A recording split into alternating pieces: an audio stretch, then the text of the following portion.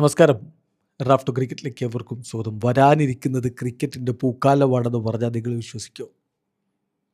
അമ്മാതിരി കളികളാണ് നമ്മുടെ മുന്നിലേക്ക് വരുന്നത്. 2027 എന്ന വർഷം നമുക്ക് സമ്മാനിക്കാൻ പോകുന്നത് കിടിലൻ പോരാട്ടങ്ങളുടെ ഒരു നീണ്ട നിരയാണ്.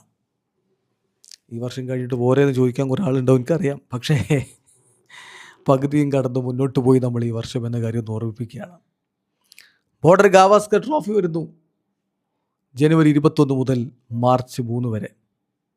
അത് കഴിഞ്ഞാലോ തൊട്ടു പിന്നാലെ IPL ആയി. എന്താ മാർച്ച് 14 മുതൽ മെയ് 30 വരെയുള്ള വിൻഡോയാണ് കണ്ടിരിക്കുന്നത്. അത് കഴിയുമ്പോഴോ WTC ഫൈനലായി. ജൂൺ 9 മുതൽ ജൂൺ 13 വരെയാണ് ഷെഡ്യൂൾ. ഏഷ്യ കപ്പ് ഉണ്ട് ജൂൺ 18 മുതൽ ജൂലൈ 4 വരെ. അത് ഏകദിന ഫോർമാറ്റിലാണ്, 1 ഡേ ഫോർമാറ്റിലാണ് ഏഷ്യ കപ്പ്, കാരണം വേൾഡ് കപ്പിനടുത്താണ്. ആഷസ് പരമ്പരയുണ്ട് ജൂൺ 18 മുതൽ ഓഗസ്റ്റ് 2 വരെയാണ് ഇപ്പോൾ ആഷസിൻ്റെ ഷെഡ്യൂള് ECB പുറത്തുവിട്ടിരിക്കുന്നത്. മെൻസ് ആഷസ് 2027 ഷെഡ്യൂൾ എന്ന് പറഞ്ഞുകൊണ്ട് ആദ്യ ടെസ്റ്റ് ജൂൺ 18 ട്രെൻബ്രിഡ്ജിൽ നോട്ടിംഗ്ഹാമിൽ ആരംഭിക്കുന്നു. രണ്ടാം ടെസ്റ്റ് ജൂൺ 30 ആരംഭിക്കും, ലോർഡ്സിലാണ്.